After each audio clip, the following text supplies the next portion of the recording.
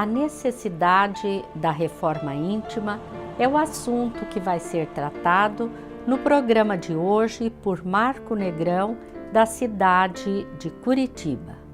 Música Celeste é o título da mensagem que será apresentada.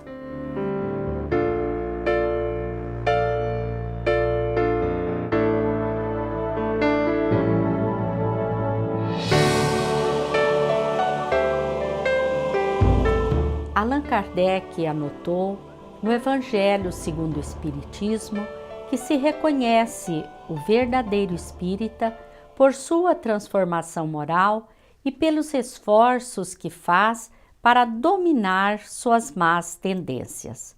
Podemos estender esta afirmativa ao verdadeiro cristão, pois é somente através de mudanças íntimas que vamos nos tornar homens de bem e mudarmos para melhor o mundo. Depois do Momento Espírita, vamos falar com Marco Negrão sobre a necessidade da reforma íntima. Por um momento, imagine a grandeza do cosmo. Estimam os cientistas que há quase 14 bilhões de anos houve uma explosão de luz e nasceu o nosso universo. A ciência chama isso de Big Bang. Para os espiritualistas, ali está a presença de Deus, criando todas as coisas, pronunciando as doces palavras: que se faça a luz. E a luz se fez. Bilhões e bilhões de sóis passeiam solenes na sinfonia dos mundos. Em torno desses sóis, trilhões de planetas, satélites e asteroides executam a dança silenciosa das harmonias celestes. Giram planetas sobre si mesmos, giram em torno de sóis. Giram os sóis e seu cortejo, acompanhando o caminhar das galáxias. Há ritmo e graça em toda parte. Aqui e ali um cometa, asteroide obscuro, se aproxima de uma estrela e de repente é invadido pela luz. Eis que se acende inteiro, como um fósforo cósmico. Então se vai, arrastando sua cauda de poeira e gás, a semear a vida pelos mundos. Mas, em um desses trilhões de planetas, sob a luz amarela de um sol, os moradores de um certo planeta, a Terra, se orgulham de ser maiores que os demais. Vista do espaço, a Terra é um pequeno grão de areia, lindo, que passeia seu azul pelo espaço infinito. Mas seus habitantes são como crianças, brigando sempre, acreditando-se senhores da vida, donos dos céus. Ah, se pudéssemos nos ver no conjunto do universo, minúscula gota no grande oceano da criação. Certamente seríamos mais humildes. Não daríamos tanta importância aos pequenos problemas do dia a dia. Talvez fosse mais fácil perdoar, esquecer, apagar as mágoas. Se víssemos nosso mundo como translúcida bolha de sabão que flutua em meio ao pontilhado das estrelas, quem sabe aprenderíamos a reverenciar mais a obra divina. Estenda os seus olhos para o espaço. Nas luzes azuis que piscam há milhares de anos-luz, veja a assinatura do grande Criador de todas as coisas. Deus, nome divino que enche de luz e de música as nossas existências pálidas. Deus, quanta grandeza em ti, sublime Pai de todas as coisas. Deus, ao teu sopro de vida, nascemos como espíritos. Cumprindo tuas leis, mergulhamos no corpo tantas vezes e construímos uma trajetória em que as experiências se somam e nos enriquecem de sabedoria. Senhor, eis-nos aqui. Somos tuas crianças que dirigem para ti olhos confiantes. Se ainda somos tolos, se ainda somos frágeis, ensina-nos a ser fortes e sábios. Inspira-nos ainda uma vez a lição da fraternidade universal, para que o amor faça morada em nós. Inspira-nos para que a alegria nos contagie a alma, para que a paz se asile em nossa casa mental, para que sejamos dignos de ser chamados filhos teus.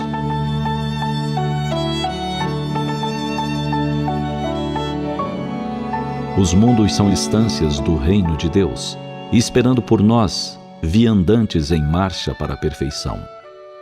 Como os países, cidades e aldeias de um mesmo continente, os mundos dos espaços siderais são variadas escolas de progresso tecnológico, intelectual e moral.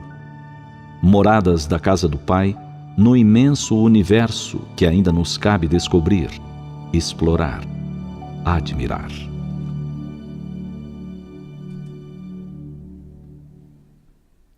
Após esta mensagem, Música Celeste, que está no CD Momento Espírita número 28, vamos conversar com Marco Negrão, palestrante espírita da cidade de Curitiba. Olá, Marco, estamos muito felizes de ter você mais uma vez em nosso programa. Muito obrigado, quem agradece sou eu. Qual é a análise que você faz da humanidade atualmente? Nós vivemos um momento da humanidade em que é valorizado o ter e não o ser. Então as pessoas elas são avaliadas por aquilo que têm, não pelo que são, no sentido mais simples da palavra. Pessoas que poderiam ter um comportamento totalmente diferente do que têm, mas em função da pressão da sociedade, em função da busca constante dos bens materiais, acabam fazendo com que essas pessoas acabam muitas vezes se violentando na sua maneira de ser, no seu comportamento, e muitas vezes não avaliam as consequências disso, por exemplo, na família. Quando nós vemos os workaholics trabalhando absurdamente acima dos horários normais de um padrão normal de trabalho, visando amealhar bens materiais, mas que infelizmente muitas vezes quem paga o preço dessa falta é a família. Então nós vamos percebendo que a humanidade hoje ela valoriza muito o ter, e vai haver um momento em que essa humanidade entenderá que os valores materiais são importantes sim para que nós tenhamos uma vida digna, mas os valores espirituais são os únicos valores que nós levamos para o mundo espiritual. Mas dá a impressão que as pessoas não têm consciência dessa realidade, não é? Infelizmente sim, porque na verdade a gente percebe que ainda hoje as pessoas estão preocupadas em ter. Quando nós estudamos dentro das áreas sociais, nós vamos verificando, quando avaliamos a teoria de Maslow, por exemplo, em que as pessoas elas têm que ter atendidas determinadas necessidades, e nós vamos percebendo que são importantes porque elas fazem parte de uma cadeia. Mas quando a gente está lá no topo, né? Quando aqueles seres estão lá no topo, começa a haver necessidade do reconhecimento. Então, ou seja, nós estamos sempre preocupados com o que o outro pensa de nós e não o que nós pensamos de nós. E isso vai fazendo com que este comportamento sempre vai levar a essa busca constante e muitas vezes atabalhoada de conseguir este reconhecimento.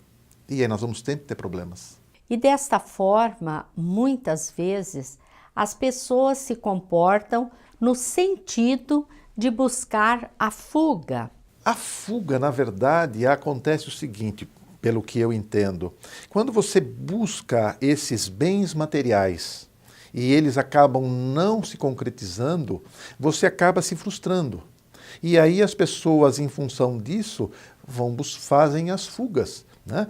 Porque, vamos pegar um exemplo, quando somos jovens, valorizamos determinadas coisas. A partir que a vida vai se passando, você começa a ter uma visão diferente daqueles valores. Você começa a ver que o importante são coisas, às vezes são coisas mínimas. Um sentimento, uma relação de amizade, uma relação de amor, uma relação de convívio fraterno, né? E muitas vezes as pessoas, quando vão lutando a vida inteira na busca de bens materiais, existem alguns momentos em que a vida nos chama à realidade. Por exemplo, o fator biológico. Todos nós envelhecemos. E naquele momento, lá na frente, quando nós olharmos para trás, nós vamos verificando Como nós investimos o nosso tempo? Como eu consegui fazer a minha vida? De que maneira eu me relacionei com todos? Então, sim, é uma fuga naquele momento em que as pessoas se frustram de não terem conseguido aquilo que buscavam e, infelizmente, acabam nessa situação buscando maneiras diferentes para suprir essas faltas. Por exemplo, os vícios, né? e outras situações em que a gente sabe que a humanidade hoje vivencia. É tão importante a explicação dessa dificuldade que nós vamos pedir a você que dê mais detalhes para nós sobre o que é a fuga. A fuga é quando as pessoas, não conseguindo aquilo que almejaram, têm uma alternativa para suprir aquilo. É nesse sentido que se coloca a fuga. Por exemplo, pessoas que não têm alegria vão buscar nos tóxicos, possivelmente, essa alegria. Pessoas que estão frustradas em relação às suas relações de amizade, às suas relações sociais, elas vão buscar através dos tóxicos esse suprir esta condição. Então nós vamos percebendo que as pessoas, infelizmente, aqueles de nós, né, da humanidade, que temos essas dificuldades, a gente infelizmente acaba sempre indo por esses caminhos. Toda pessoa que está em processo evolutivo possui vícios. Isso quer dizer que eles fazem parte do processo evolutivo? O vício não faz parte do nosso processo evolutivo. O vício é um desvio que nós temos em relação às ações no bem. Porque como nós ainda somos extremamente, estou falando em termos de humanidade, né? Nós somos muito egoístas, nós somos ainda muito orgulhosos, né? Quando eu busco o atendimento dessas duas imperfeições morais através do interesse pessoal, que é aquilo que Kardec coloca na pergunta 895, quando ele pergunta qual é o sinal característico da imperfeição. E a resposta que o Espírito de Verdade lhe dá é que é o interesse pessoal. Então, o interesse pessoal vai fazendo com que a gente busque satisfazer-nos em detrimento do outro. E nós vamos, neste processo, a gente vai desenvolvendo essa realidade que nós estamos falando dos vícios. Mas que um dia, quando nós tivermos já na plenitude esta reforma íntima que nós precisamos buscar através dessa busca contínua da nossa perfeição, nós vamos percebendo que um dia tudo isso vai ser passado. E em se falando de virtudes, qual delas teria maior mérito? Todas as virtudes têm o seu mérito, mas o Espírito Verdade, nessa pergunta 895, ela coloca que estão todas as vezes em que eu coloco o interesse do próximo, o interesse do outro em relação a mim, é quando essa virtude é a virtude excelente. Porque é no momento em que nós vamos aplicar aquilo que Jesus nos disse, amar a Deus sobre todas as coisas e o próximo como a nós mesmos. Então, a partir do momento em que eu dou ao próximo aquilo que eu gostaria que ele me desse, essa é a maior virtude. Porque, na verdade, eu estou me colocando em segundo plano e deixando o outro numa condição adequada. Muitas pessoas sabem o que é melhor, o que deveria fazer em todos os aspectos da vida. O que poderia levar o homem a decidir pela mudança? A decisão de mudança ela está ligada a 3 fatores muito importantes. O primeiro deles é a conscientização. O espírito, a partir do momento em que ele vai se conscientizando da sua realidade, do seu processo, da etapa a etapa que nós vamos vivenciando, das sucessivas reencarnações, a partir de um determinado momento o espírito desperta para essas realidades, que é a conscientização. O outro aspecto é o autoconhecimento. Eu tenho que olhar para dentro de mim e verificar onde é que estão as minhas imperfeições, onde é que estão as minhas dificuldades. E a partir do momento que eu vou reconhecendo essas dificuldades, eu vou ter que trabalhar cada uma delas. E vou trabalhar cada uma delas. E o terceiro aspecto é o autoburilamento. É a partir do momento em que eu conscientizei que preciso mudar, que eu identifiquei onde é que estão as minhas dificuldades, eu vou começar agora a trabalhar nesta mudança. E esta mudança se dá como? Através da vontade. Leon Denis, no problema do ser, do destino e da dor, trabalha muito bem esse aspecto da vontade, em que ele diz que a vontade é uma capacidade soberana do espírito. A partir do momento em que eu estou conscientizado e que eu identifiquei quais são as minhas dificuldades, eu vou então começar a me modificar. Vou começar a trabalhar nesse burilamento. E é interessante que determinado escultor disse uma vez a respeito de uma obra muito bonita. Alguém perguntou a ele, como é que você faz uma obra tão bela, tirando isso de um pedaço de mármore disforme? Ele disse, é fácil, eu só tiro os excessos. Kardec pergunta, faz um questionamento ao Espírito Verdade na pergunta 922, que ele pergunta se existe uma felicidade comum a todos os homens. Porque a felicidade, às vezes, a felicidade que é a minha felicidade pode não ser a sua felicidade. Então, Kardec pergunta, nessa condição, se existem felicidades diferentes, como é que nós podemos ter uma felicidade para todos? E o Espírito Verdade ele coloca, na vida material é a posse do necessário e na vida moral a consciência tranquila. Então nós vamos percebendo que a busca dessa felicidade ela está ligada a essa componente moral da nossa vida. Ou seja, eu tendo a consciência tranquila de eu estar fazendo bem. Quando nós vamos lá na pergunta 919 do Livro dos Espíritos, quando Kardec pergunta ao Espírito Verdade como é que eu faço para evoluir, não essa pergunta, mas neste sentido, e o Espírito coloca, conhece-te a ti mesmo. Então, a partir do momento que nós vamos nos conhecendo, nós vamos sabendo das nossas imperfeições e nós vamos trabalhar no sentido do bem. E aí nós vamos seguir aquela receita que Santo Agostinho nos coloca na continuidade dessa pergunta, que ele diz o seguinte, faça como eu fazia quando estava na Terra. Avalie as suas ações no final de cada dia e verifique se alguém tem algum motivo para reclamar de você. Se alguém tiver, no dia seguinte volte e tente refazer o caminho. Isso vai fazer com que nós tenhamos, sim, esse crescimento em relação à plenitude através do nosso comportamento, através da nossa mudança, da transformação íntima, que é aquilo que todos nós almejamos. E por que e quando devemos fazer esta reforma íntima?